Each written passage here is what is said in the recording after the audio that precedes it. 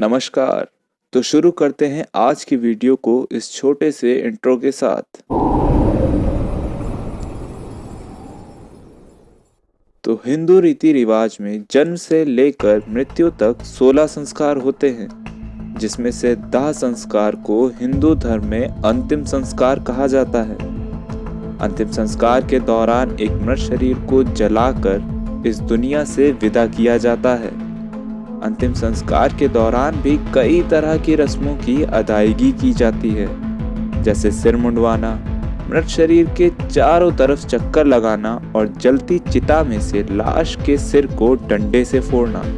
जी हाँ, हम में से कई लोग तो इस रस्म के बारे में जानते ही नहीं होंगे। इस रस्म के पीछे भी एक तर्क है, जिसके बारे में हम आज जानेंगे कि क्यों हिंदू धर्म में जलती चिता में से खोपड़ी या सिर को डंडे से तोड़ा जाता है। शास्त्रों के अनुसार एक मनुष्य के शरीर में 11 द्वार होते हैं। माना जाता है कि आत्मा या जीव ब्रह्मरंध्र अर्थात मस्तिष्क के द्वार से शरीर में प्रवेश करती है। जीवा या आत्मा आपके कर्मों के आधार पर इन दरवाजों के माध्यम से शरीर से निकलती है। ब्रह्मरंध्र को शरीर में मौजूद 11 द्वार में सबसे उच्च माना गया है। ऐसा माना जाता है कि आत्मा सिर से निकलती है। वह मोक्ष प्राप्त करके जन्म और मृत्यु के चक्र से मुक्त हो जाती है। इस विधि को कपाला मोक्षम भी कहा जाता है। हालांकि ये विधि गुरु के मार्गदर्शन के बिना हासिल करना एक कठिन काम है। इसीलिए मृतक के रिश्तेदार मृत शरीर का सिर डंडे से तोड़ते हैं।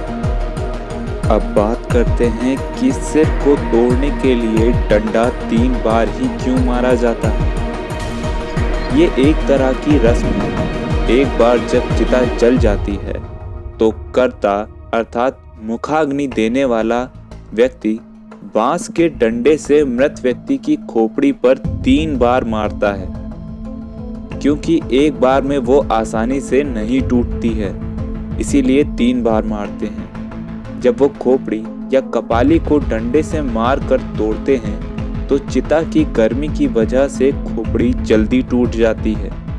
आत्मा का दुरुपयोग होने से बचाने के लिए इसके अलावा एक तर्क यह भी दिया जाता है कि जब कोई मर जाता है तो उसके सिर को डंडे से मार कर इसलिए फोड़ा जाता है जिससे तंत्र विद्या का उपयोग करने वाले लोग उस व्यक्ति के सिर के सहारे उसकी आत्मा का दुरुपयोग ना कर सकें।